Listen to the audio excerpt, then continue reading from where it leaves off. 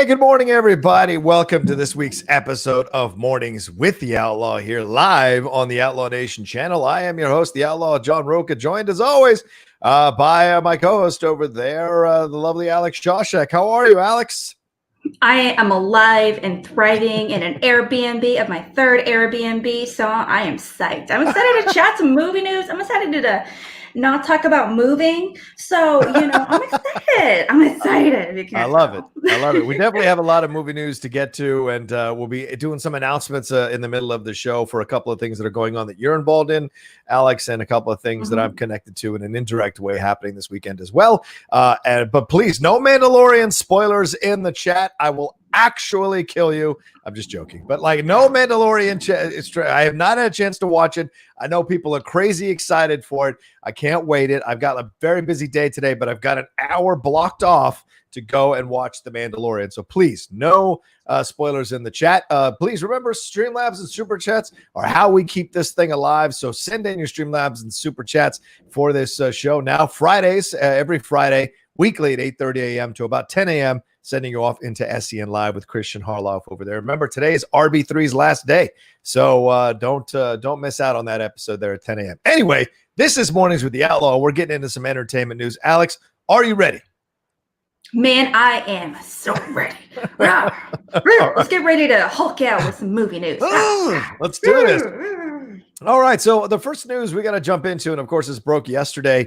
Pretty big news here. WandaVision now, it's being announced. It's got an official date. There had been rumors and conversations and kind of inferences that it was going to come out near the end of 2020. So people were hoping that might happen. That would go Mandalorian finishes right into WandaVision, right into Falcon and Winter Soldier, right into blah, blah, blah. But it was announced yesterday that they have they've pushed rather the WandaVision debut to January 15th. That's January 15th there on Disney Plus. You've seen some trailers already. They released with this announcement, they released 3 or 4 new images. Catherine Hahn. We got some more with Kat Dennings and the other gentleman. Oh, I forget, Randall Park. And we got some more of the black and white stuff that is sitcom-y. But first, let's deal with this announcement, and then we'll get into some of the images and what they might be implying or inferring, and some of the rumors going on the internet, what these characters might be doing in WandaVision. Are you upset? Are you excited? Are you okay? Did you expect January 15th? Are you all right with that, or are you bummed out that you have to wait even longer to see this series? Well, I was a little bummed out, to be honest. We weren't going to get it, before Christmas, because to me, when I saw the trailer for this little teaser that they promoted, to me it felt very Christmassy. Oh, okay. It felt like a show that they might have a Christmas episode, and Gotcha. so I just kept thinking this would be perfect for like a family sit down kind of thing, right. Around the holidays. And unfortunately, we're not going to get that, but we're getting it brand new in the new year. I am pretty excited that we are going to be getting it, sooner rather than later. We're not getting another delay announcement, because I feel like that's every few days now, and I get so depressed thinking about that. But, it's just knowing, I like getting a reaffirmation that we are getting it very, very soon. After all, what is time now? Especially with WandaVision. What is time? I don't even know. What is time? Well, the series is going to take its cue from Tom King's recent Vision comic book, and it will have 6 installments. Only 6 episodes of WandaVision will be there for us to consume starting January 15th. Of course, as I mentioned, it stars Catherine Hahn and, of course, Elizabeth Olsen and Paul Bettany. But Randall Park, as I mentioned, will be reprising his role from Ant-Man and the Wasp. Kat Dennings is coming back as a Thor character, and Tiana Paris, who is playing Monica Rambeau, is the grown-up version of the child character you see in Captain Marvel, the daughter of Lashana Lynch in that movie. There's such an interesting thing, because, Randall Park and Kat Dennings being involved in this is very fascinating, because Randall Park had nothing to do with WandaVision, really. He's in the Ant-Man universe, and Kat Dennings' character is in the Thor universe. So as she was Natalie Portman's intern, and then, of course, started working with her and Stellan Skarsgård and what they were doing and all that. But we haven't seen her in quite some time. We did see Randall Park and Ant-Man and the Wasp, but we haven't seen Kat Dennings' character in quite some time. So now there's a lot. Darcy Lewis, that's her name. So now there's a lot of rumors here, and I want to see what your thoughts on this, that they, along with jumping into multiple sitcoms, they might jump into modern sitcoms as well, and maybe Two Broke Girls is on tap. Maybe Fresh Off the Boat is on tap. A lot of rumors that they might be appearing in the show as their characters from these sitcoms. I don't know how they're going to make that work. I know Fresh Off the Boat is ABC, but Two Broke Girls was CBS. So I don't know if the production companies line up, because sometimes, networks will use production companies that are affiliated with different studios, not necessarily. So do you like this idea that Randall Park and Kat Dennings might not actually be playing their characters, or might be playing their characters and their sitcom characters that they played in the past in their careers? That is actually a very interesting theory that I would have never come to, honestly. Thing is, I love Fresh Off the Boat. It was one of my favorite shows for a very long time. Yeah. And, I think it's hilarious. Everyone involved is just wonderful. Two Broke Girls has a lot of problems, but, Yeah, whatever. Yeah. I don't disagree. Yeah, I mean, I would have never thought of that. I mean, it is, very, very possible. I think visually they could have, would have no problem doing it. Right. And, let's face it. I mean, any studio would jump at the chance to participate with Disney or with the MCU show. I mean, come on, who wouldn't want to?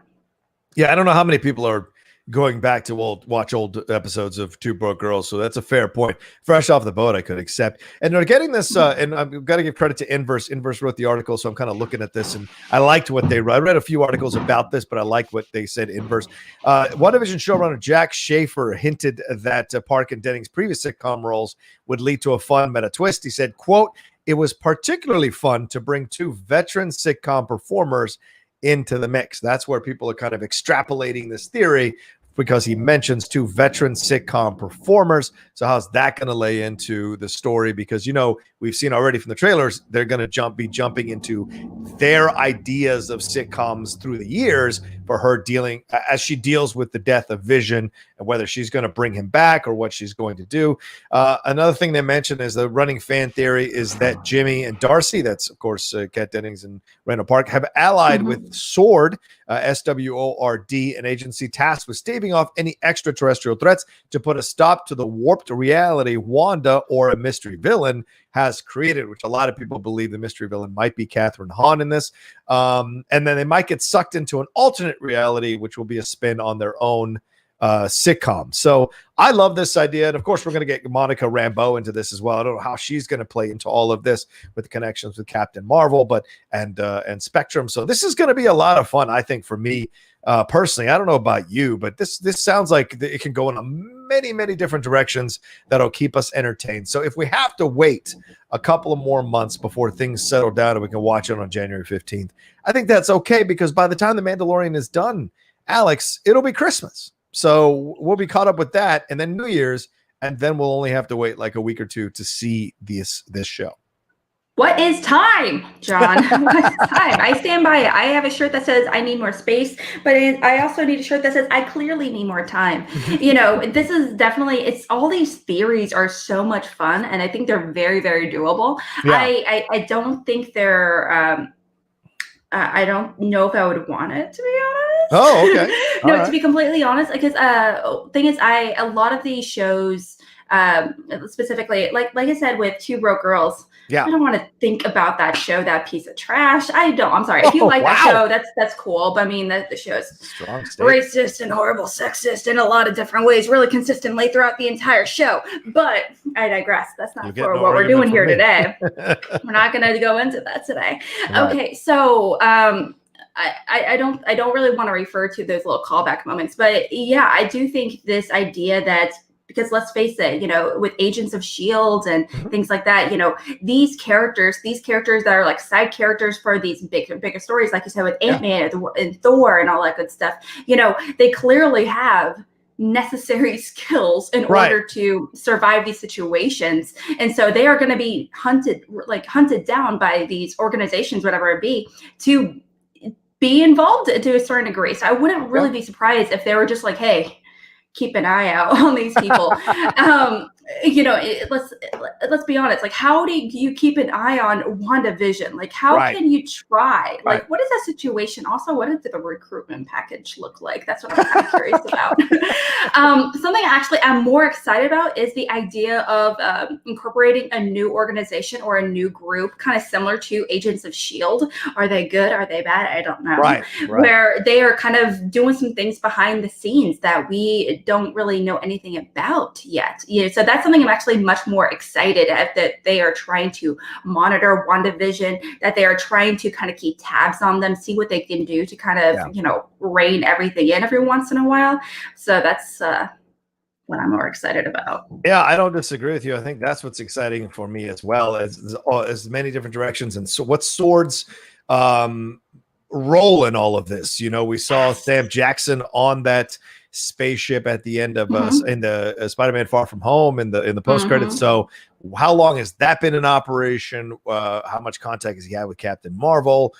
As I said, what is Monica Rambeau's connection to all this? Is Spectrum? Like, there's so much to explore within this world here, and the Sword is going to play an integral part in the next phase of the MCU. So you're right. What is it good? Is it bad? We've seen Captain America and Nick Fury have a difference of opinion about monitoring the country. Now they're going to be monitoring the world. So how much will Captain America have an issue with that? Will that cause more friction, more problems, more divisions within the Avengers in this next phase? Will this new Young Avengers get, there's rumors about Hulkling and Wiccan possibly showing up in this episode, in this WandaVision show. So there's a lot. Oh, no, I'm sorry. Hulkling and Captain Marvel too, but Wiccan possibly showing up in this show. We got the two babies. How are the two babies going to factor into all of this? There's so much to be. And of course, Kang the Conqueror, which has connections in some strange way to the Marvel universe as well. Is any of that going to be like hinted at or laid the ground? And maybe that's why they pushed it, Alex, because they've had to delay so many of these movies, including Black Widow, that they want to lay little seeds, maybe shoot some stuff that'll lay the groundwork for the stuff they've got coming up, because they've had to readjust their schedule. All of that, I believe, is in play. I think something to consider is that we have to remember as fans is that these movies and TV shows and everything have a very specific timeline. This cannot come out before this. This has to go after that kind of thing. And so this has to come out sooner rather than later. You can't just get it. When it comes to WandaVision, obviously, we're not going to get like a random thing. Actually, 2022 is when we're getting the TV show. Like that's not going to happen. Obviously, it's very specific to what's going on right now in the story of the MCU. Now, that actually really kind of makes me curious about other things, such as the delay of Black Widow, just because, like, that's hypothetically, she did. Spoiler, she did.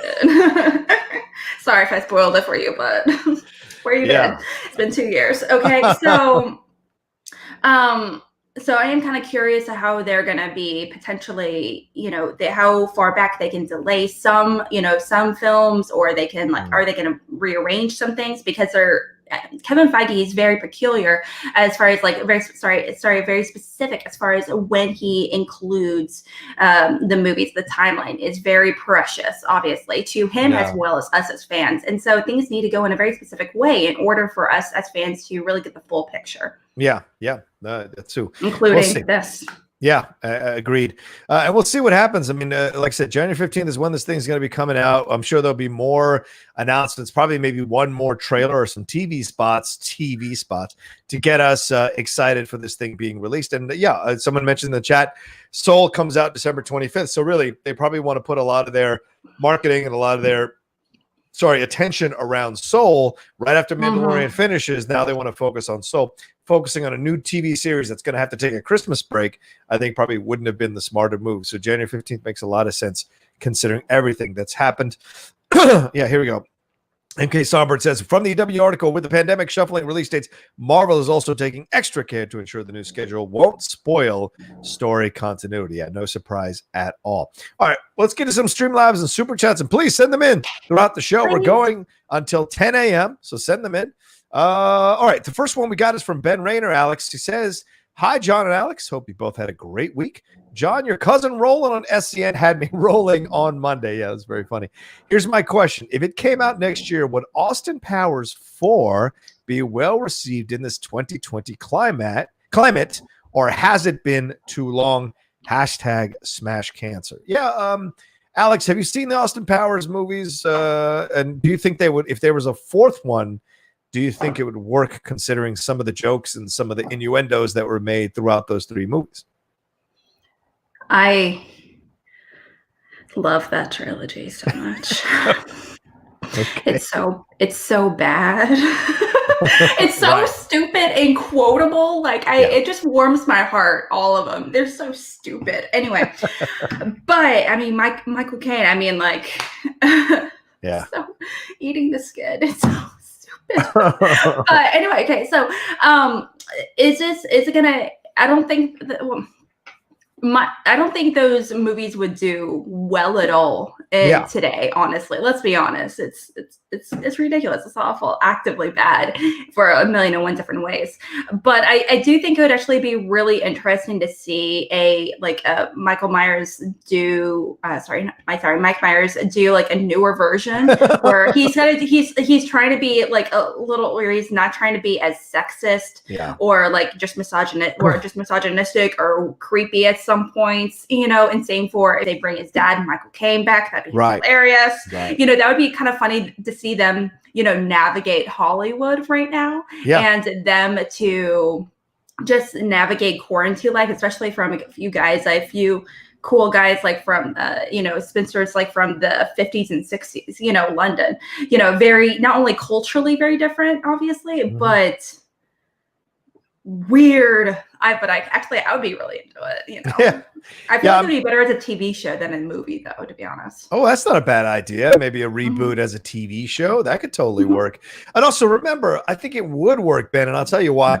Remember that when Austin Powers came out, he was essentially already making fun of the misogyny and outdated approach to women that was in the 60s, right? I mean, a lot of people, I know we just lost Sean Connery, but if you go back and watch some of those Bond films, it can be a bit cringeworthy about how he treats some of these women and how these female characters aren't really that fleshed out and are just and are just sex objects in those things. So it was already making fun of it. So if 4 came out, it would make fun of it even more. It would lean into that, probably lean into the Black Lives Matter thing a little bit too, to be like, hey, how come there aren't any black super spies or any black, male or female? How come there aren't any of that? It'll lean into that more, of course. So there's a lot it could explore because it was always good at skewering those kinds of things. Remember, Beyonce was in the last one, and I like the last one. I know a lot of people don't like. I like Goldmember. I think it's funny as hell. The second one's okay. But the third one, I think, is a lot funnier than the second one. And I like that first one still. I think it still works for sure. So, yeah, I think it'd be fun to see. But, of course, Mike Myers is kind of old. So I don't know how he would look dressing up in that stuff. And you know what, sir? Okay, if we can get Rick Moranis coming back, okay. Yeah, right. We can bring back Mike Myers. So how dare you? Okay. Well, I'm just saying Rick Moranis is coming back in an action series. You know what? And screw it. Let's make a Beyonce cameo in there. Let's. Do you remember how Tom Cruise and Gwyneth Paltrow they did at the very beginning, where they did like a little movie within the movie? Yeah, that was great. Yeah. I would love that to come back. Tom Cruise is still doing it, and he's like, yeah, baby. It would be the best. And I feel like Tom Cruise is also the kind of actor that he'd be really into that, since he is the guy that literally went into Tropic Thunder being like, I don't care what you do to my character, but I want large hands, right? So he's clearly interesting. Yeah, he'd be a great villain for something like Austin Powers. I totally agree with you. Yes, totally agree with you. Sorry, Dr. Evil. Put in Tom Cruise. Let's give us Tom Cruise. Give you the new Blofeld for that. All right, Doug Developer sent us one. He said, with award season brewing, do you feel there's a bias against Asian actors in the Academy?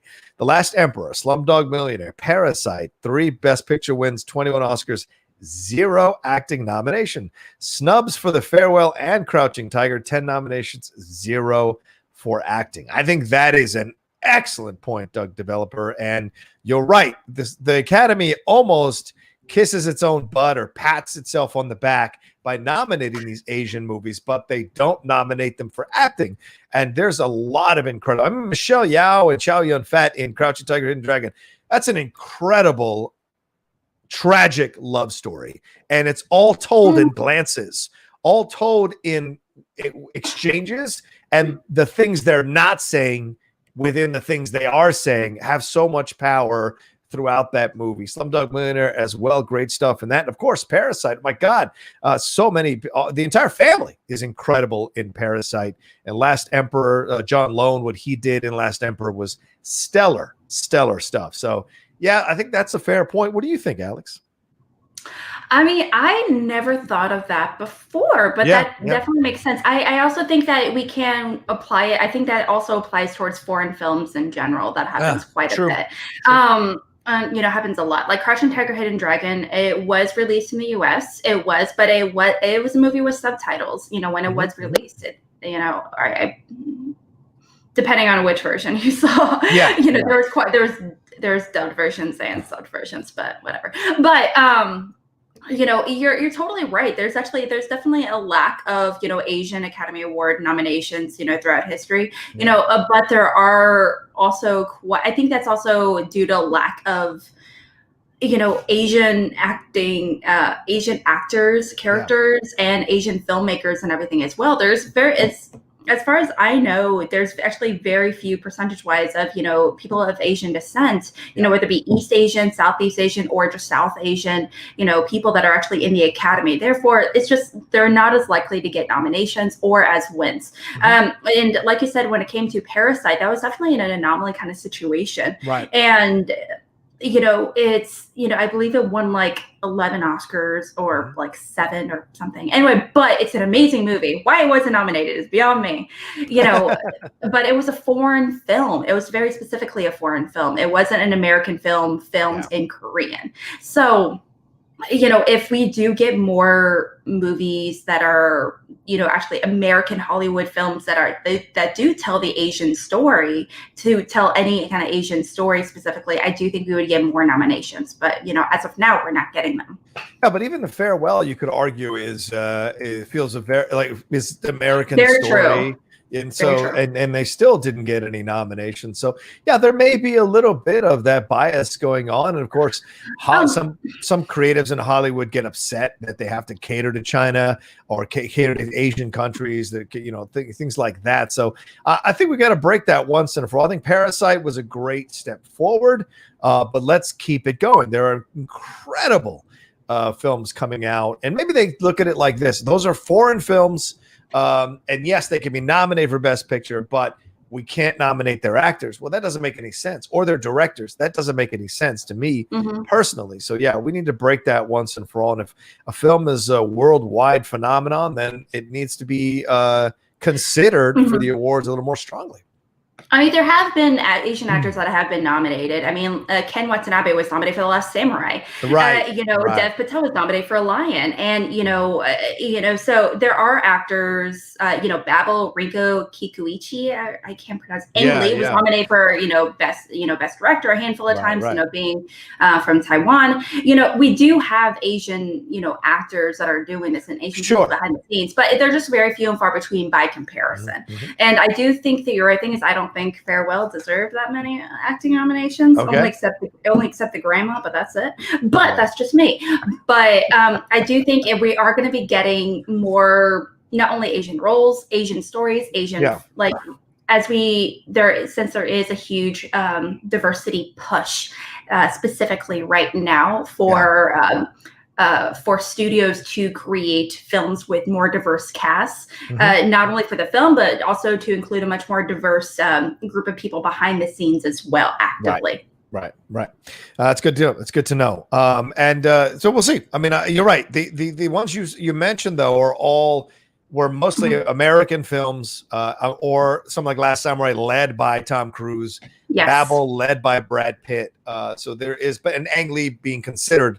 I know he's Asian, but considered a person who makes films that are, English language films here in America for the most part. So those are those balances there. I take your point. he's a Taiwanese filmmaker. Right, However, he does do a lot of movies. Taiwan is, I mean, their second language. I mean, one of their prime languages is English. They teach they teach English as well as Taiwanese. You know, that's considered their national languages. So it is. So it's not that much of a jump. That's fair. It's not a big jump. Fair point. Absolutely, very, very fair point. All right, we got one more here from Andrew G. He said, "Not a spoiler. Does anyone else think or hope this season of The Mandalorian ends badly for Mando and the child, captured and separated, perhaps the Empire Strikes Back of the series, if you will? I always like when sequels have that feel, like X2 did, X-Men 2. Yeah, I feel like they're kind of. I haven't seen the new episode."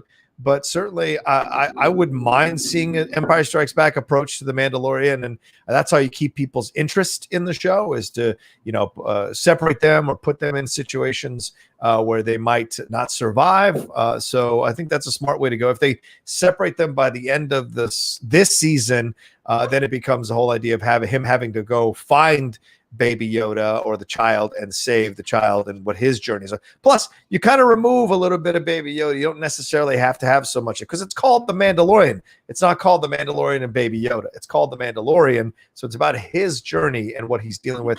And yes, everybody loves the child. I totally get it. I love the child, but it's called The Mandalorian. So, I mean, these are the things. And don't be surprised that eventually the child goes away and he has to hand the child off once and for all. And he goes on separate adventures. That'll be the true strength of the series if they can survive without Baby Yoda. I wonder. What about you, Alex?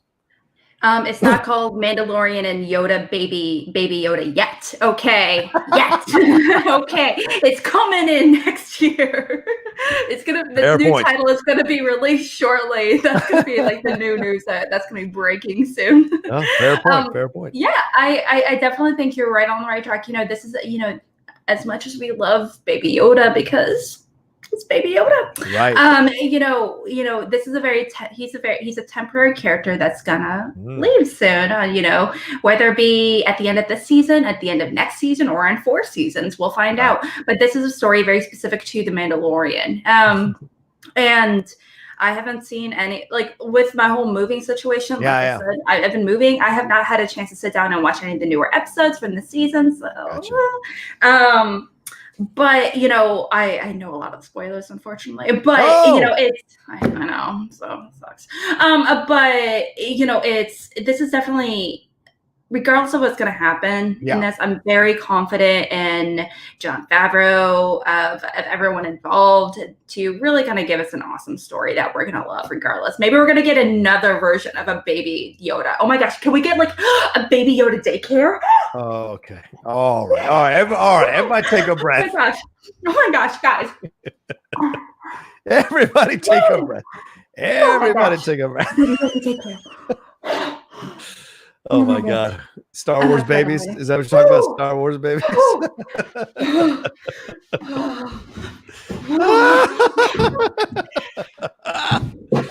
There you go, ladies and gentlemen. That's a full-on honest reaction to what is happening in the idea of a Baby Yoda daycare. I think this is what moving does to you. You don't have to give me money, guys. Love that shirt. All right. We got some. Who wouldn't have that reaction? Let's be honest. Yeah, probably. Yeah. We got some super chats real quick, and then we'll jump back into the news here. Lewis Cox says, "Good morning or afternoon from the UK. Rocha and Alex, hope you are feeling good and are safe." Thank you, Lewis. Same to you, brother. I know it's a weird time right now, and all the spikes that are happening everywhere around the world and here in the States. So hopefully everyone who is watching or listening to us is being safe and careful, because it is kind of crazy out there. Gallegos says, "Hey guys, just sending my support to you guys. Love your stuff, the guys." Thank you very much, Gallegos.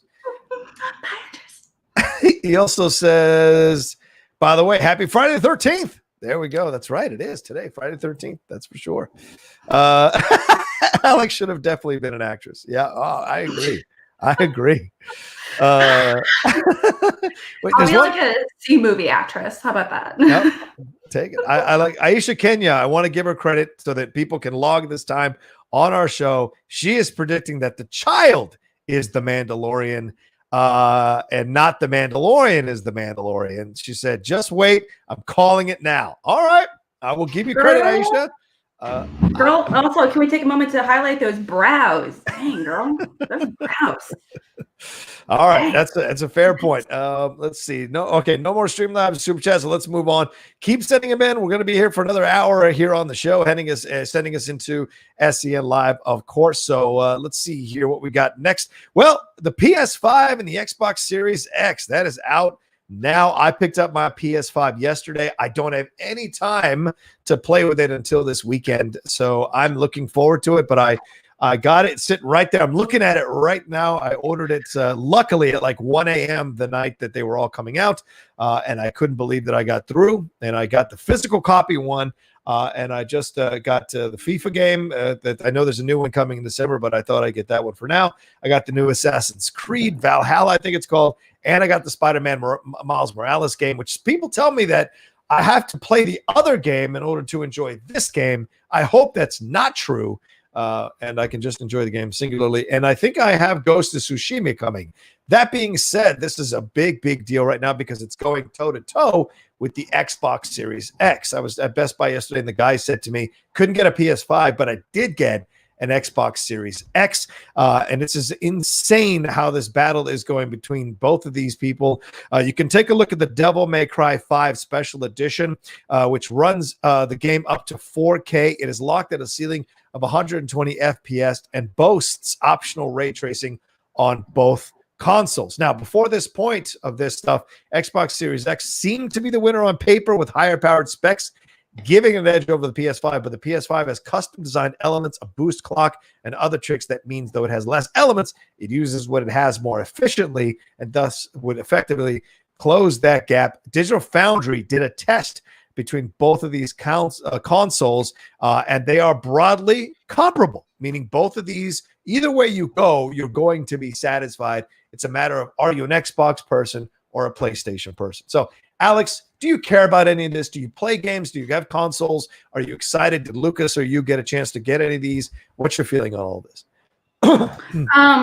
Yeah, the whole this is kind of, I don't want to say running my life, but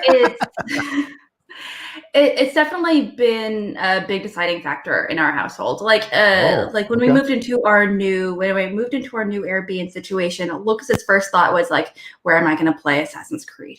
Oh yeah. Where can I play Valhalla? Because if you're streaming over there, I can hear you over here. Therefore, I have to be in a separate room, and things like that. And, so because Valhalla is something that he is particularly excited about. And I'm not a big gamer personally. However, right. I actually actively love watching Lucas play. I watched him play, a handful, like a bunch of games, Red Dead Redemption. Oh my gosh, that one is a struggle to do. I watched him play through majority of the other Assassin's Creed games, and, New Orleans, and all that's France and all that good stuff. But this one I'm actually really, really excited for. He's really excited for it, so we're excited to go through that. He's actually dedicating today specifically to really go in and play. Wow. But the one I'm more excited about more than anything is Horizon. Oh, yeah. I'm so excited for Horizon. I'm so excited. So, like, all the other ones. But the thing is, Xbox, I feel bad, but I'm like, but. Yeah, I'm going to sell my Xbox that I bought about a year or two ago, and hopefully I can get something for it with the games because I'm just I'm not an Xbox person. I'm a PlayStation person.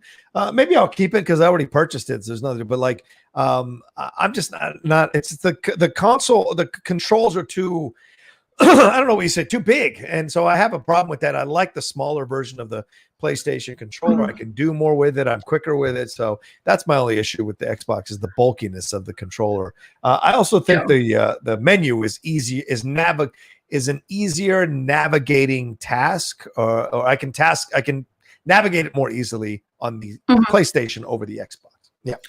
Something I'm a little curious about, like you said, that you really kind of commented on the Miles Morales game in particular. That's another one that I'm like super duper excited for. I saw pictures that they actually ended up making Peter Parker look younger. They kind of make him look like Tom Yeah. Holland in the game, Right. he's like 22, 23 or something in real life, and he's playing a high schooler. They're making him like that. Thing is, Miles Morales is around that same age as well, and it's supposed to be like a mentor-mentee kind of situation, obviously, when it comes to Miles Morales and Peter Parker trying to be the next Spider-Man. So do you think that it's really going to come into play at all? Do you think that they're like, that I feel like I know age shouldn't play a thing when it comes to like mentor mentee, but as far as like a very traditional story arc, things like that, especially in games, they're not exactly going to rock the boat, so that's something I was a little surprised about a little bit. Did you have any thoughts of that, or am I like totally making this up? Well, I mean, do you mean the change in the face? Do you think that's going to be an issue because he looks younger now than he did when he was doing the Spider-Man game? Yeah, I mean, that's a fair point. It's so funny you bring this up. I just had Yuri Lowenthal on the Outlaw Nation show on Tuesday night. He is the voice of Spider-Man. He is the voice of Spider-Man in the PlayStation games. He is involved in the Miles Morales game. He gave us an exclusive, which I'm going to clip out and put up today at some point on the channel, exclusive tidbit about his role in the game. It's a little bit bigger than people think, or than people have heard before. So we're going to drop that later on today. But yes, he said he didn't want to address that situation with the face change because that wasn't his decision. And he had nothing to do with that. He's just a voiceover actor doing the job. That being said, you can make your own decision up about it. I do think it looks a little weird. Also because we're conditioned to see the mentor-mentee situation here. We saw it in Into the Spider-Verse. So why wouldn't it be here as well? So it's a weird decision by Sony to but maybe they're just trying to put everything in, like a synergy type situation. So you're constantly thinking of their current Spider-Man. When you're playing the Spider-Man, there were some issues like, hey, why do you have another Spider-Man in the video game and then another Spider-Man in the movies? We have to make them look together. So I don't know. I'm looking forward to seeing it. I haven't played it yet. If it feels weird, trust me, I'll be the first one to talk about it on Twitter or whatever. So we'll see. But tell Lucas, I've never played an Assassin's Creed game ever. So I bought this one to break my cherry, so to speak, and play this Assassin's Creed game. And I have a feeling I'm going to mess this thing up for hours before I figure it out, maybe days before I figure it out. But I'm excited for the challenge because I guarantee I'm going to be frustrated half the time I'm playing it. I just have a feeling that's going to be the situation. So maybe I'll reach out to Lucas for some advice or some information there that'll help me navigate the game as he plays it. Is he on Twitch or anything like that? No, definitely not on Twitch. Is it a game? No. Is it a game where you play with other people? Like you can hook up and watch other people play or anything like that? You can no. I mean, it's not like a Super Smash Brothers situation where you play with a bunch of people and you come together, or you play like WoW or something. You come together and hang out and solve missions or something. No, it's like it's you by your lone self doing your own thing, and you have whatever you need to do. Wow. You're writing a big old direwolf situation at some point, have a dog hanging out, you're doing whatever you need to do. And you're a big old Viking in this case, which is going to be so much fun. Yeah. Spoiler. Are you in Norway or are you in the UK? Find out in the game. Valhalla. So this just became a game podcast. So I think it's so something to remember is that there are a lot of things when it comes to the Assassin's Creed game franchise that I love. I love how historically accurate they are. They take so much time and effort in order to create the architecture, the people. Like in the first Assassin's Creed game, every person that you see on the street, whether it be a person there's like people like wanted signs on the wall. That is actually based off a real person that was actually wanted. Every single person that you meet in the game is actually based off a person that does have a historical record that dates to that time. And it's very, everything from the prostitutes to the beggars to, the priests to the creepy other people that are the bishops. Crazy. But it's incredibly historically accurate as far as they work with a lot of historians and things like that in order to make this happen. I'm sorry, I'm a history buff. I love it. I think it's great. It's so good. It's so good. But also these these games are actually used and taught in schools, because it is so accurate. Yeah. So it's really fantastic. If you're interested, if you're a history buff like me, and I know you are, you're gonna be very into this. I don't know if this was like the right pick to get you started into this whole franchise, fair. Okay. but there's maybe you'll love it and you'll want to try the other ones where they go into like New Orleans or colonial USA or something. Yeah, I'm down. I know there was a French one, so I'm looking forward to that. And so all of that at some point, if I do like it, we'll see what happens. With Xbox Series, real quick, Xbox will have Halo Infinite, Gears 5, Forza Horizon 4. That's what you'll get there with PlayStation 5. There's Call of Duty Black Ops Cold War and the Valhalla, as we spoke. That'll be on both platforms as well. So there'll be a lot of games coming through. The NBA game is out there, 2K2. I just didn't want to spend $70 on that game. I was like, yeah, I'm good. It's basketball. I'm good. I'm a FIFA guy, and I do like playing the sports games, but not at that price. So there's a new one. The FIFA new one is coming out in December, so I'm going to hopefully get that for Christmas. Shout out to anybody who's out there. I've got an Amazon wish list, just letting you know. So if you want to get that, so I'm going to have that out there. But I can't wait to dive into these games. I haven't played the Miles Morales one, so I don't know what's going to happen with that. And I haven't even opened it. Haskell was asking me, how do I feel about the controller? I haven't even D-Train, somebody was, and I haven't even put the controller in my hand yet. I'm telling you, it's still in the box. I'm not popping it open till this weekend. I might shoot a video of myself trying to figure that thing out like an idiot, and it'll be a lot of fun, I think, for sure. Anyway, the best console. I do want to take a quick second and highlight is N64, the best console of all time. Just putting it out there. I loved my N64. I 1,000% agree with you. I would play that. So I played that N64 for days. I love that N64. Days. Impressive. Ben Rayner said, "I'm." Well, when you're at college, and you're living with 2 other people. I stand by it, Rocha. Ben Reiner says, I'm a classic SNES person. Hashtag Super Mario World is the Shiite. Hashtag Yoshi for life. There you go. A lot of love. Absolutely, Yoshi's Ben. So great. Lewis Cox with another one says, John, do you like the new PS5 controller? Oh, it was Lewis who asked me about it. Sorry, Lewis. I don't know. I haven't put it in my hands. I heard that it's a little bit smaller than the Xbox controller, but bigger than the previous PlayStation controller. So if somewhere in the middle, maybe I'm like Goldilocks. This one's just right. Maybe it's that kind of situation. So I'm looking forward to having it in my hands, which is why I bought the FIFA game, because FIFA is what I play. So I'll know how to get used to the controller by playing the FIFA game. And then from there, I'll play the other games knowing how I move in my head. So there you go. Yeah, GoldenEye, Super Smash Brothers. Yeah, that's all great on the Nintendo 64. GoldenEye. One of my favorite games of all time. They also had fucking great wrestling games, pro wrestling games. The N64, we used to play that. I mean, like I said, days, hours, weeks, months. We played that thing forever. I know we went one time, me and my friend Andre and Matt, who are big wrestling guys. We played I forget what the hell, the Battleground, whatever it was. We played it for 6 hours one evening, just going back and forth, all the multiple iterations. It was a blast.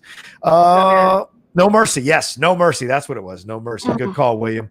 All right, we got D-Train sent in, said, what's up, guys? Hey, Rocha, I saw Silverado for the first time, and wow, what a movie. I agree.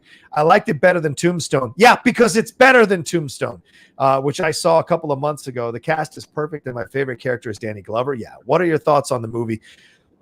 Sorry, I love the movie 1,000%. It's way better than Tombstone. Tombstone is like a TV movie from back in the 90s TV movie, not nowadays TV movie. It is basically a Lifetime movie. It's a terrible Western. Other than Val Kilmer and some of the scenes with Kurt Russell, the film is a complete waste of your time.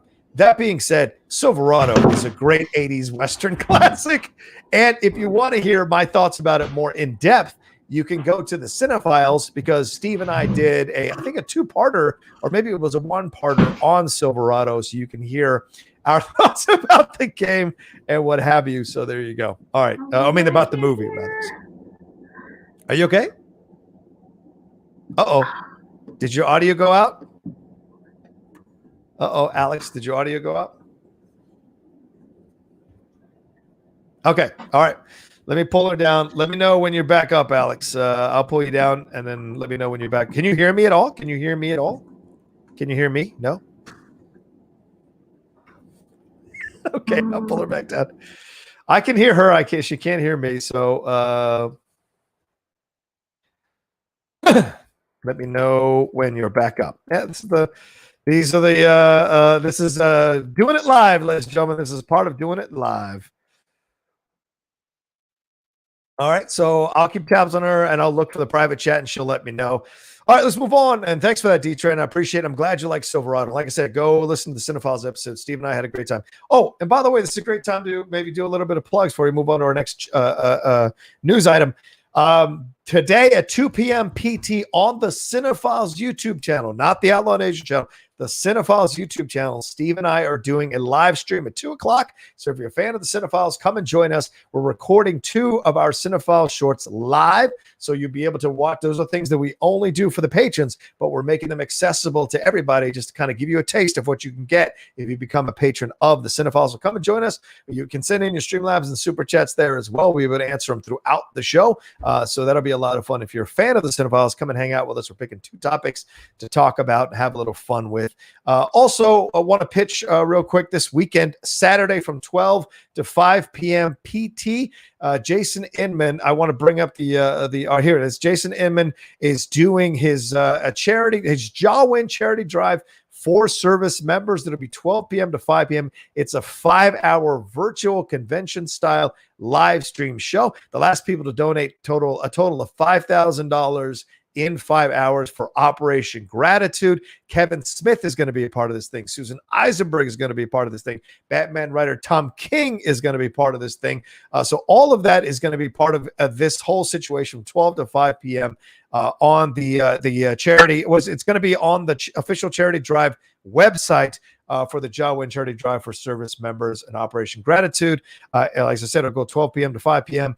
And it's you can go to Charity Drive for service members.com, CharityDriveForServiceMembers.com. He's doing this in honor of Veterans Day as well. So go and get involved in that. And Jason has sent over over 100,000 comic books over the last 5 years to soldiers who are serving our country overseas. So it's a very awesome cause. So if you can be a part of it from 12 to 5 p.m., please be a part of it this weekend.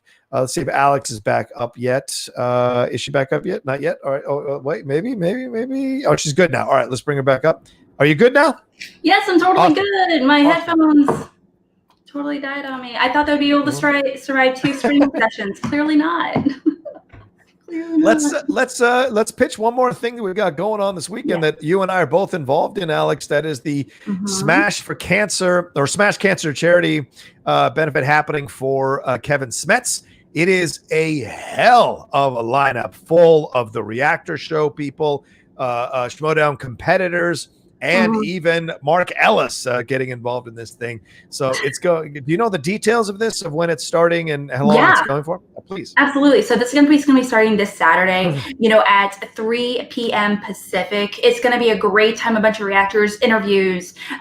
People are going to be playing games. It's going to be all for a great cause. We're going to be streaming consistently for over 24 hours. At this point, people are scheduled to stream for 40 hours, to be honest, but it's probably not going to be the case for 40 hours, obviously. But so many people are going to be involved. I'm actually going to be having a Schmoebait episode starting at 4 p.m. Pacific, 7 p.m. Eastern, and it's going to be all themed on questions about Kevin Smets, one of the greatest IG competitors of all time. And this is all donations that are being made throughout the night. Any Streamlabs or SuperChats are going to be donated specifically to him and his beautiful family. They are going through a very difficult time right now, obviously, and with everything unfortunately going on, and it's going to be doing things to help. He mentioned that his goal for getting a lot of this money specifically is to take time away from work so he can really kind of focus on recuperating and with his family, with his newborn daughter, his beautiful newborn daughter. Oh my gosh, she's so cute. And so, but Smash Cancer all the way. Like I said, a lot of really great competitors. It's going to be a chill episode. There's going to be a lot of drinking, a lot of wine in my case, a lot of arguing. It's going to be a guaranteed good time. So definitely, absolutely. Even if you're not into Schmoedown or anything, that's, you're going to still appreciate something, from the whole, Smash-a-thon. Yeah, we are. I will be there at 3:00 for the rush hour. Or the rush. No, what am I saying? The happy hour. They're doing at 3:00 with Mark Ellis, with Frank Janish, with a couple other people hanging out. I think Sean Sullivan. We're all just going to be hanging out, kind of opening the doors to this. So I was very excited to be asked to be a part of it, and so it was great to be there. And I might show up Sunday morning to hang out with PJ and what he's got going on. One of my favorite people on the planet, a man I love dearly, PJ Campbell. So to be up there at 9, if I get up in time, I will join PJ at 9 a.m. on Sunday. And of course, at 5 p.m., everyone who can come back will be coming at 5 p.m. on Sunday, and they will all, deliver messages of love and care to Kevin, tell him how much they support him as he goes and smashes cancer. So come be a part of both things. The Jawin Charity Drive is 12 to 5, and then we'll start the Smash Cancer event at 3 p.m. up until 5 p.m. or up until probably 6 p.m. on Sunday. So come and be a part of both those things happening this weekend. All right, let's move on to our next thing. It is Disney. I think it is Disney. Yeah, Disney is what we're talking about next. Disney CEO Bob Chapek, he wouldn't reveal the numbers for Mulan in terms of the numbers of how many people streamed this thing, how many bought it and watched it. But he said they were pleased enough with the results to see a future with premium video on demand movie releases, PVODs, in other words. He said, quote, from a studio standpoint, we were very pleased with the results of Mulan as a premier access title. Unfortunately, that title was met with some controversy in the US and internationally, but we saw enough positive results before that controversy started to know that we have something here in terms of the premier access strategy. There's going to be a role for us strategically in our portfolio of offerings. Now, remember in the past, Bob Chapek, when he announced that Mulan was going to go to PVOD, he said this was a one-off. This was going to be a one-off, or the Disney said this was only going to be a one-off. Well, now it seems like it's not going to be a one-off. And on the heels of what we heard from that investor pushing Disney to start focusing more on streaming, and then them announcing a couple of weeks ago that they are going to streamline their services to be focusing more on streaming stuff on Disney Plus. So less theatrically, more on the streaming situation. So this all seems to be lining up with the possibility of more PVOD films coming down the pike from Disney. Is Black Widow in play? Is Raya and the Last Dragon possibly the situation here that could go to PVOD? And remember, Alex, one last thing. It was announced a couple of days ago, or a few days ago, that this new vaccine from Pfizer is 90% effective. They've still got some more trials to go about. But if it does, in the end, get approved by the FDA to be administered to Americans in need of the COVID situation, there will be a vaccine out there. And supposedly, it means we'll go back to normal, or a new normal, starting March and April of next year. And if that happens, will this idea of focusing more on PVODs kind of go in the wind, and we'll be back to going to theaters? What do you think? I felt this was like news that was announced like 2 months ago. Well, more of them was never announced. Yeah, no, I mean, like, you're totally right. I mean, technically speaking, this is very new, but I mean, they did make the announcement that, they're definitely restructuring to incorporate everything to be much more specifically online, more TV shows, things like that. Everything much more focused on the streaming services as well. And as a result, I associated that with more premiere VODs, more situations like Mulan. Will we get Raya and, like you said, and Black Widow, streaming? I don't know. What's going to be the first big movie, huge movie that's going to be, promoted this way? I'm not sure. So I'm really curious to see how this is going to move forward, and also if other companies and studios and everything are going to be making the same decisions. I feel like it is a given. They need to make money, and we want to give them money, we want to watch more movies. We want to watch TV, all that good stuff. With everything going on now, we need an escape, guys. Let's be honest. So it's very surprising that this wasn't already a thing, essentially. This is the official announcement. I'm very, thankful for it. But also, let's be honest, their stocks are going to go through the roof. So yeah, and this was an investor's call, which you can listen to and hear his thoughts. And he talked about a number of things also that they're going to be shooting 8 new projects in 2021. So that implies across all of the brands that they are in ownership of. So we're going to be hearing about 8 new projects being started in 2021 to come out, God knows when. So we'll see. But yeah, like you said, this was the official, finally, confirmation that they are going to explore the PVOD thing a little more seriously. So don't be surprised if you hear Black Widow. I know a lot of people think I'm crazy, but you never know. And I think that's certainly a possibility. And Raya and the Last Dragon is certainly a possibility. If this vaccine doesn't end up getting approved or doesn't end up passing muster, then I think there's going to be an issue there at that point where they start to announce these a little more frequently or a little more on top of each other to be coming out on PVOD on Disney Plus. I think it's going to be a little bit different. I do think that anything that's going to be more specifically, if it's from a major studio like PVOD, I think it is going to be much more family oriented, to be completely honest, where it is going to be something like Raya, animated or family oriented. Just because, let's be honest, if it's just you and your lady there to watch a movie, are you likely to spend $50 potentially on a movie? You're sitting at home, realistically. Yeah. Depending on the movie. No, well, I already have Disney Plus, so I would be paying $30. I hope. Okay, sure. But if it's Black Widow, I don't know. I'll be honest with you. I don't know.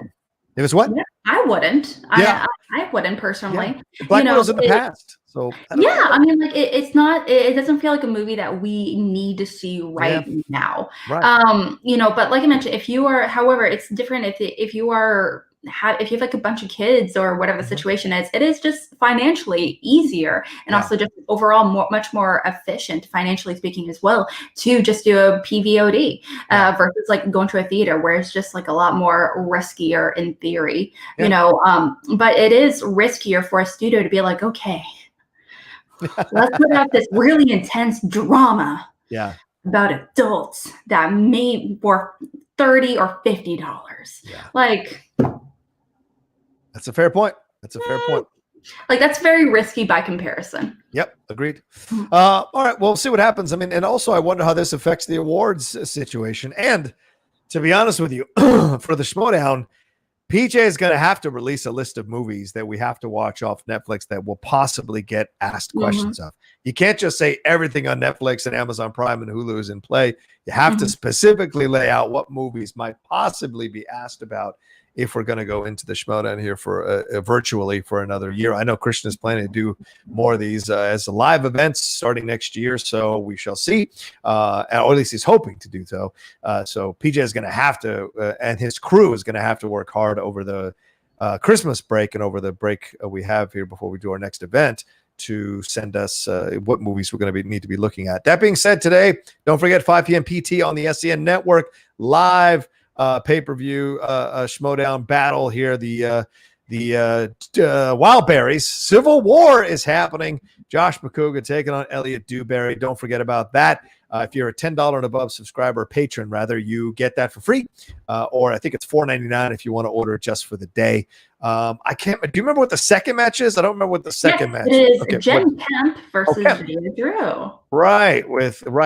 Video Drew is rolling in there, taking on Jen Kemp. Video Drew smarting after her loss against Riley. She had Riley on the ropes, so she is a tough customer for sure. And Jen Kemp, we don't know what we have with Jen, but Jen has certainly been a fan of a lot of our shows, and she talks movies all the time with a lot of people. So we'll see what happens there in their battle. That's going to be a lot of fun. So I think she went out in the first round of the tournament. So did I. So I'm not casting any aspersions. Well, she wasn't in the singles tournament. Oh, okay. She was in the tag. She was in the Inner Geekdom tournament. Sorry, she was knocked out. She was knocked out. But yeah, that's it. This would actually be her first. Well, actually, no. Now I think about it, I think it would be her first or second singles match. Okay. Yeah. Right on. Yeah. We'll see what happens. And that's at 5 p.m. today over there on SCN Network. Lewis Cox says, "I hope that Hulu becomes Disney's HBO." Maybe. I can see that. Yeah, maybe. Yeah, maybe, I can totally see that. I can see They better not cancel Handmaiden. Oh, The Handmaid's Tale, you mean? Handmaid's Tale. Yeah, Yeah. sorry. Handmaid's No Tale. worries. All right. Let's see here. Let's move on to our next story. And remember, we've got a half hour left in the show. So please send in your Streamlabs and Super Chats before we wrap up. You know, those are the things that make this channel work and make this show keep going. We'll move on to some Peacemaker news. John Cena Peacemaker news. The series, which is going to be at HBO Max, has now announced some new cast members. Robert Patrick, that's right, the T-1000. He is going to be a part of this. So is Jennifer Holland and Chris Conrad. Of course, you're going to have them joining John Cena, as we said. Then Daniel Brooks and Steve Agee are also part of the show. Robert Patrick's going to be playing Augie Smith, while Jennifer Holland's going to reprise her role from James Gunn's Suicide Squad as Amelia Harcourt. She will appear as Vigilante / Adrian Chase. That's what that is. Cena and Agee are also reprising their roles from the film. And remember, the series is set to explore the origins of Peacemaker, a man who believes in peace at any cost, no matter how many people he has to kill to get it. Production is set to begin in early 2021. Let's see. Conrad has most recently starred in the shows Patriot and Perpetual Grace LTD. I don't know him that well, so this is going to be fascinating. Gunn is writing and directing multiple episodes, including the pilot. It's set for 8 episodes. And John Cena is co-executive producer. Man, shout out to you, son. Shout out to you, son. It is not easy making that jump from wrestler to performer and being in charge of your own show already. It's pretty incredible. What do you think about these additions there, Alex, to this? I am so excited for the characters. I have no idea who these actors are. That's I mean, I looked him up and I looked him up and I was like, oh, okay, this person was in Scream. I mean, it was like in the Scream TV show. This person was in like one of the American, was in Brightburn, or, you know, things like that. You know, that's cool and all, you know, but I mean, these are actors. These are specifically actors that are not well known, that are going to really let John Cena shine. You know, or they're really going to focus on the James Gunn script as well. You know, they're not going to have like out of nowhere like Angelina Jolie just hang out. You know, that's just not going to be a thing. So this actually makes me really, really excited. Also because James Gunn, he not only wrote the script for all 8 episodes, he actually is directing a handful of the episodes himself, including the first episode.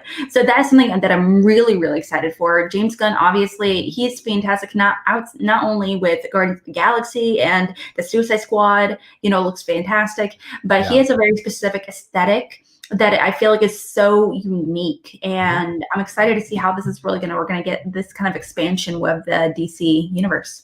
Yeah.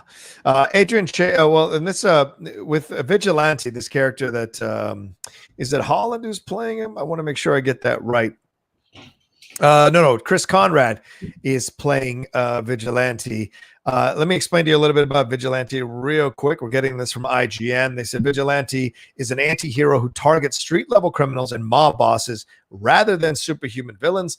And there have been 9 incarnations of Vigilante in DC Comics going back to 1941's Action Comics #2. And Chase is initially more Batman than Punisher in terms of avoiding lethal force, but one of the main focus points of Marv Wolfman's ongoing Vigilante comic, which is happening now, is the way in which Chase slowly becomes corrupted by his bloody crusade. So a number of other people are inspired to take up the mantle as well. He has no superpowers. He is a master of armed and unarmed combat in that way. So there you go. So that's one of the characters that will be coming through. And I think we saw Vigilante in Arrow. Yeah, Adrian Chase and Vigilante made their debuts in Arrow season 5 as completely separate characters. Chase being played by Josh Segarra, and someone else playing, I don't think I see this here. Someone else playing Vigilante. So anyway, interesting stuff, interesting character to be sliding into this world of the Peacemaker and seeing what they can create. You know, I'm excited for it. Alex, I'm excited for it. Yeah, I'm pretty excited for it overall. Like I said, I'm not so much excited about the actors or anything all that much, but I'm also excited for John Cena to really get his hands wet. Some of these characters are kind of unique. You know, when you were describing the Vigilante, I'm like, one, they're all vigilantes. They're literally all vigilantes. Like, fair point. Wow, that's like naming a hero good guy. Like, wow, creative. Right. I'd rather go to you, but also I think it's kind of funny that when you kind of describe the character of Vigilante in particular, I know you kind of described Punisher. Punisher's a bad guy. Let's just make sure we're on the same page. All right, if you say so. I'm not. Let's that's a discussion for another day. It's a discussion for another day. Yeah. Okay, whatever. But also, I mean, he's, I can definitely, I can see anti-hero. But thing is, I very much got, Daredevil vibes, like a much more sinister version of Daredevil, where he is focusing more on where he's, very focusing on like a specific neighborhood, that kind of thing, where, where he's like going after mob bosses and, small time crooks in particular.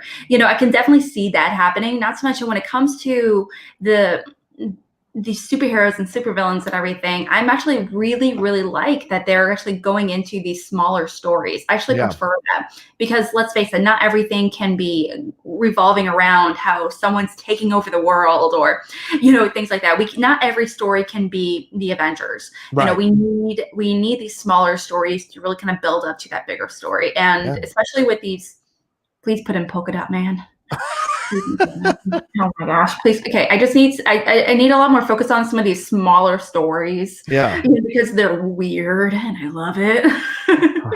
Right. Alex, I'm sorry, as you were talking, something broke here that I think both of us are going to be very, very interested in. Constantine 2 is apparently happening according to Peter Stormare. With Keanu Reeves. The sequel to Constantine is supposedly happening. This happened 3 hours ago. Peter Stormare on his Instagram. By the way, he only has 36,000 followers. You need to be following Peter Stormare. It's at the real Stormare. He posted a picture of himself as Lucifer, when he breaks the glass and when he shows up. And it says, in Constantine, Peter Stormare plays one of the best versions of Satan in film history. But then underneath he says, sequel in the works. Now, it seems to me that he's indicating that a sequel is happening here. Screen Rant is running with this and saying that it might be happening as well. There have been recent hints in recent months that DC and WB might be considering making Constantine 2, with a video that released at DC fandom seeming to confirm the original movie is part of the DC movie multiverse. So this could be very, very interesting, where you loop in Keanu Reeves' Constantine into the DC universe. It would be fascinating. So this is the first time anyone involved with the film in any way, shape, or form, in front of or behind the camera, has made any comments about Constantine 2. So, Alex, what is your immediate reaction to this possibility? Let me see if I can bring up the picture as well. Please go ahead. I'll believe it when I see it. You bitter person. Let's be honest now. Let's be honest. Thing is, you guys, I love Constantine. Yeah, me and you both do. No, it is. No, I'm not kidding. It is my favorite comic book movie, period. Right on. Across the board. Right on. I love that movie. And oh my gosh, can we get Tilda Swinton? Right.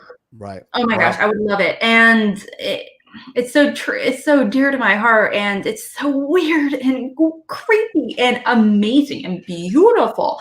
It's fantastic, and I would love it for a lot of these people to return. Rachel Weisz, Keanu Reeves, Djimon Hounsou. Oh my gosh, what movie is he not in at this point? With a real question. Quick, can we get a Shia LaBeouf reference cameo? What's up? Let's make that happen. He's cool again. Never mind. But this is something that can 100% happen. I would love it to happen. I just don't get my hopes up, and also I'm also on the line where I don't think actors really know anything. Wow, really? No, they're just going to say stuff and risk the ire of the studio? That happens quite a lot, where actors are told what they want to hear for some good publicity, let's be honest. And and actors say stuff to kind of get the buzz going, but it's not always factual. They don't have the full picture of like how far along, production is. They don't have like the real details when it comes to that. If I get a director, if I get a studio, if I get someone really that can really give me some actual facts, then I would be so much more. I would probably cry on screen because I would love it so much. I really would. I was trying to tear up right here. I was like, don't tear up. I love him so much. No, don't get my hopes up. Not again. Let me see if I can do this. What's his face? Sean was trying to convince me that I can share my screen. Okay, so share screen at the bottom where it says right next to where it says Leave Studio. Yeah, let me see if I can do this. The share screen at the bottom? Right there, right? All right, so you see it there. Oh, there it is. Okay, so there, that's what it is. There's the picture in Constantine. Peter Stormare plays one of the best. And then you see, let's see, and you see right here, sequel in the works. Sequel in the works. That's what he says right there, Alex. Sequel in the works. That's from Peter Stormare. He is telling you that a sequel is in the works. Sure. Okay. Again, I believe it when I see more. I believe it when I see get a studio. I believe it when there's a, unless like, or alternatively, Keanu Reeves is actually actively involved as a producer and actor, obviously. At that point, 100%, I will believe it.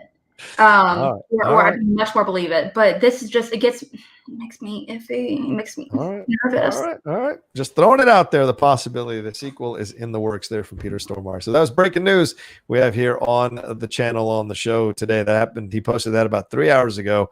So make with that what you will. Oh, Dane. Thank you, Dane. He says, going back to the Disney Plus conversation for a second, do you think the quality of the next two shows on Disney Plus will have a significant impact on their subscribers? If so, could we see that result in in film releases? I don't know what you mean by the last one. If so, could we see that result in a film? Dane, will you clarify that, Dane? A movie that, like hypothetically, could we get a Mandalorian Star Wars movie? Due to the popularity of the Mandalorian TV show. 1,000,000%, yes. 1,000%, yes. Or could we get a Baby Yoda daycare movie? No Baby Yoda daycare movie. World tour. Give me Baby Yoda nursery. Yes. That's what I need. That's what I want. Okay, I will pay stupid money for that. They're trying to force choke each other the whole time.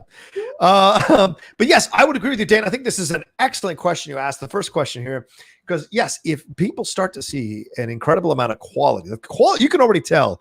And I know you haven't seen them yet, Alex, but you can already tell for the first 2 episodes of Mandalorian. Haven't seen the third one yet.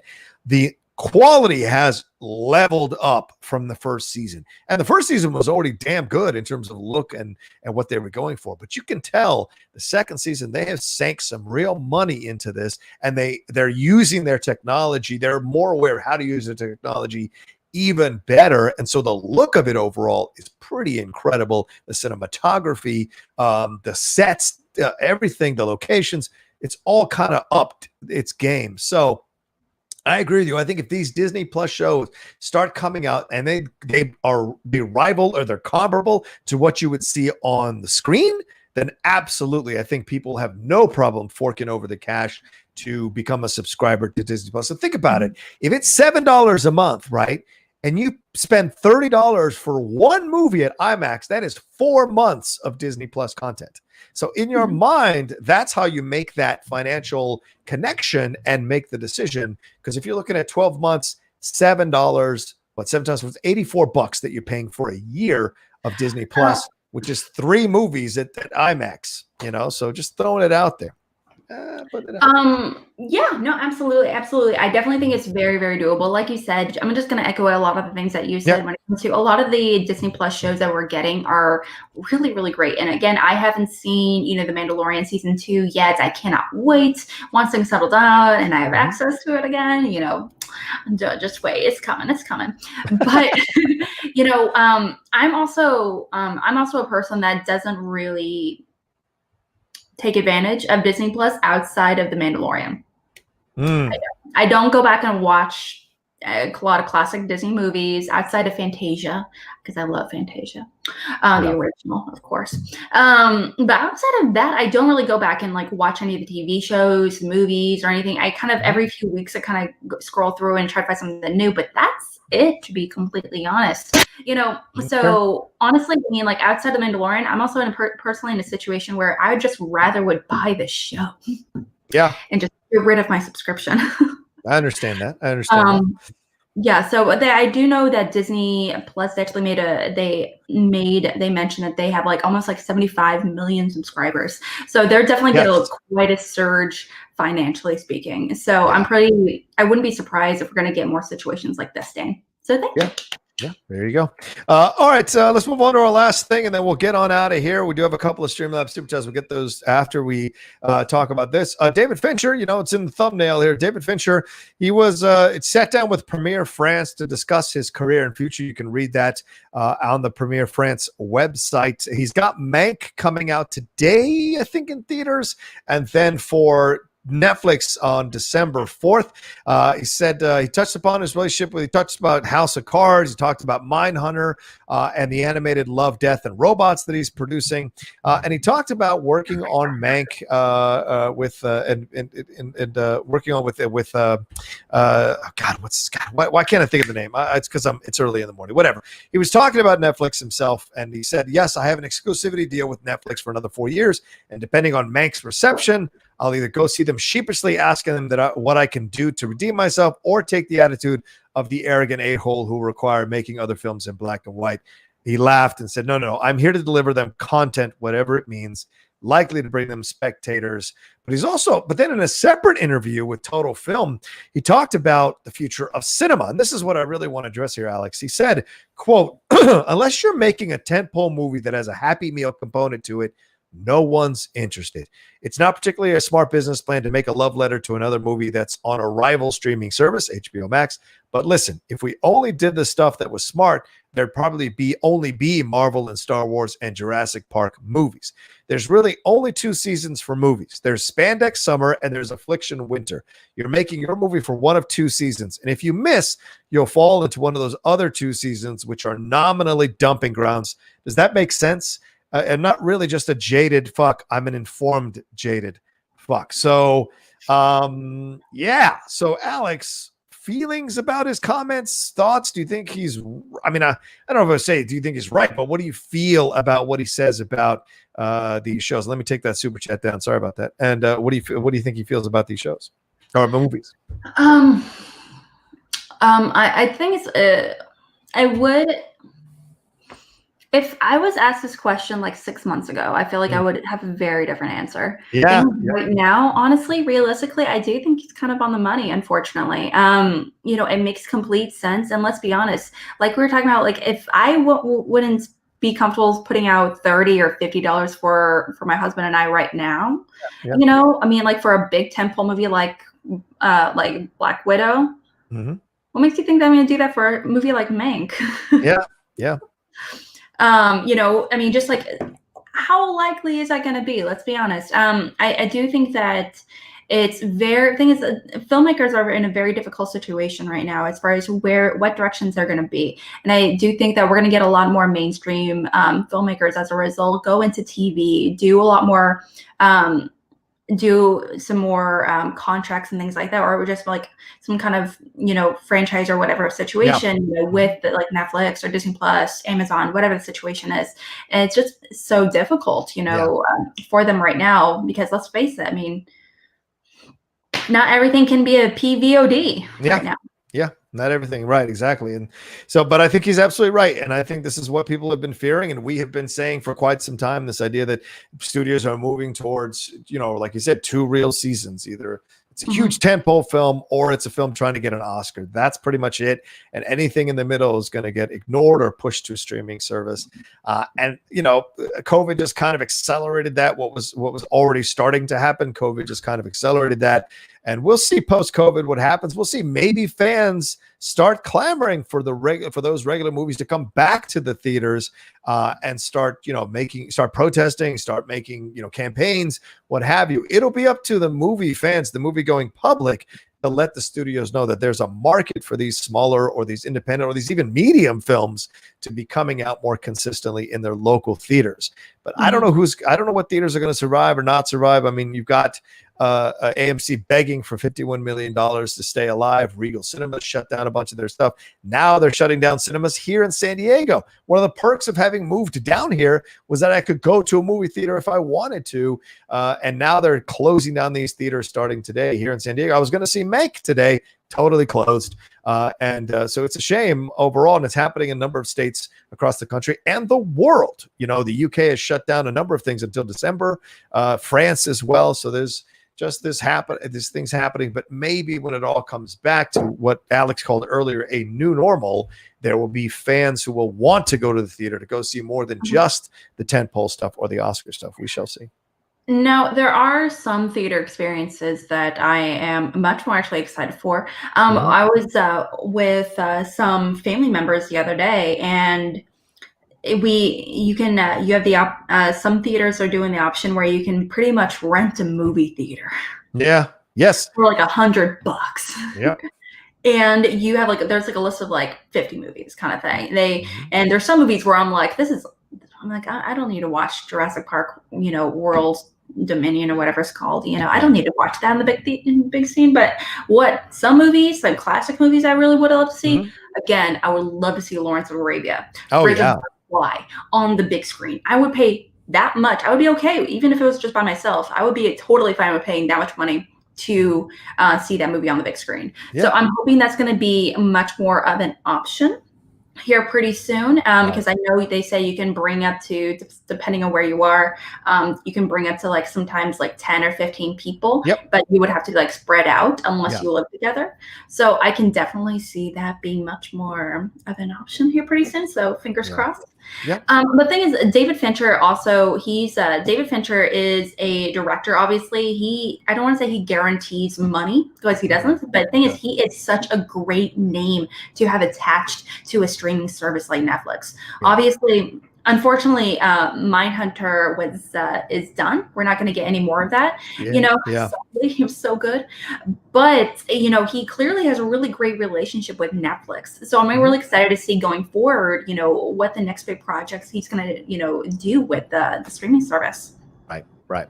Yeah, we'll see. I mean, I'm looking forward to it as well. And I always like anything. I don't think I've ever not liked a Fincher movie or project. Are there varying degrees of how much I liked it? Yes. But I've never not liked it, and that's why I'm looking forward to Mank and seeing what it's all about. Jeff Snyder didn't give it a great review, but what do you expect? It's in black and white.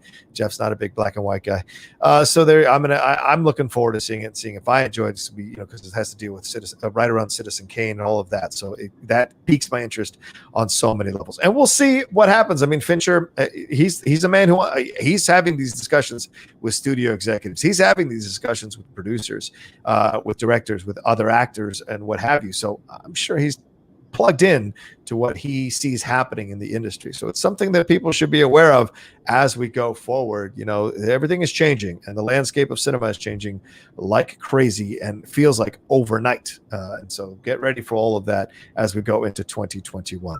All right, we should wrap up here. And just to clarify, Jonathan Caro, Mank is not coming out this weekend in Netflix. It's out in theaters. If theaters are opening in your area, it might be out in theaters around you, but it comes out December 4th on Netflix. It does not come out now on Netflix. The Crown is this weekend, though. So John Rocha Sunday is The Crown, ladies and gentlemen. It is The Crown. Lewis Cox, real quick, with a super chat. David Fincher's Superman movie would be interesting to me. I like that idea.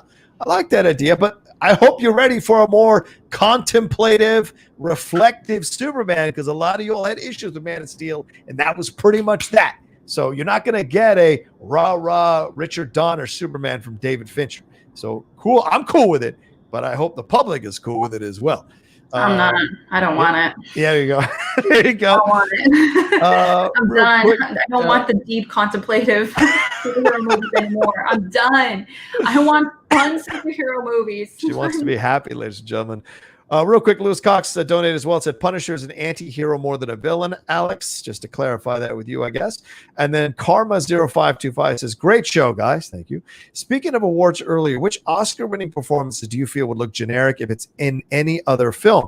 I think of Jessica Lange in Tootsie and Tommy Lee Jones in The Fugitive. Both do not transcend anything for me. Sorry. Oh, I disagree on Tommy Lee Jones 1,000%. I think he's great in The Fugitive, and I think he'd have been nominated in any other film delivering that kind of performance. Jessica Lange and Tootsie is maybe. Do you have anything that stands out for you, Alex? Oscar-winning performance that you feel would look generic if it was in any other film? I can't think of any off the top of my head, to be honest. That's not really something I've ever really thought about, but I would once actually go through a bunch of movies. I'm sure I can come with a Yeah. Tell me on Twitter. I'll answer your question on Twitter. I would say Marissa Tomei's performance. I think if that performance was in any other film, I don't think it would have even been nominated. But because Cousin Vinny is such a interesting you. So she was great, though. It's a great performance, and she got the Oscar. No, how dare you say that? Oh God! You think I'm hostile? Wait till later. Yeah, I know. I love the movie. Don't get me wrong. Just saying. No, she steals the show. She is the best part of that movie. Joe Pesci is fine, but Marissa Tomei is a star. She is a star, and she wasn't even supposed to be in the movie. Yeah, right. Good point. You're right. I give it up. All right, that was what I got to think of the fly. All right, Alex, pitch your stuff. We got to get out of here before Christian texts me and yells at me. You can find me right here on Twitter at @real_AlexMack. You can also find me being part of the Call to Action crew here on YouTube, so definitely check us out there. I co-host a show called Cinema Bias with Video Drew. We dive into our personal movie biases every single Tuesday. I've never seen the movie Annie Hall, so we're going to dive into that here pretty soon on Tuesday. So what's my bias? Stay tuned. And also, like I said, Smash-thon. It's going to be starting tomorrow evening. So I'm going to be hosting Schmoedown starting at 4 p.m. Pacific. So definitely stay tuned for that. But yeah, check us out there. There you go. Always follow me at The Rocha Says on Twitter and on Instagram. Don't forget to subscribe to the channel, please. If you haven't subscribe to the channel. Need your help now more than ever. We crossed 14,300. Let's keep marching towards 15,000. Thank you all so much. Keep subscribing. Leave a comment down below. Leave a like more than anything. Like and comment is so important. Helps raise the visibility of the show. Don't forget, we had the brand new episode of Impolite Truths dropped last night. We also announced we're going to be going live every Thursday at 4 p.m. Impolite Truths, now a weekly show, 4 p.m. every Thursday. Dorina Arellano and I talking about the world of politics, keeping you informed. As Alex said, the Smash Cancer event. Also, Jason Inman's Jawin Charity Drive at 12 p.m. Don't forget about that. Look that up. He's going to have it all over his social media at Jawin, Jawiin. Just go there and see all the information you need for that. And then 2 p.m. today, 2 p.m. PT live today on the Cinephiles YouTube channel. Join me and Steve Morris as we do 2 live recorded shorts that we usually only reserve for patrons. We're going to do them live to kind of encourage you all to become patrons and also give you a taste of what you get as a patron of the Cinephiles. So come watch us do that at 2 p.m. PT live. We'll answer your Streamlabs and Super Chats as well there. I think that's everything. Oh, and look for the Mandalorian review from the Geek Buddies coming either sometime tonight or tomorrow morning, depending on when we finish recording and I finish editing it. It'll be out tonight or tomorrow morning at some point, so look for that as well. That's it. We're done. Don't forget to go over to SEN Live now in about a minute and enjoy the crew over there and RB3's last show on SEN Live as he moves on to work for a new company. We send him nothing but love. RB, you've been awesome. You've been great, and it's been an honor to work with you. I'm sorry I can't be on the show today, but I hope you have an awesome time. And everyone, go and watch that now. Much love to you. Have a great weekend. Wear your mask. Be safe. And Alex, I hope everything goes well with your moving. Yeah, that's okay. It's all good. I have a baby Yoda to hang out with, Oh, that's right. Get him in the daycare. Much love, everybody. See ya. Have a good weekend.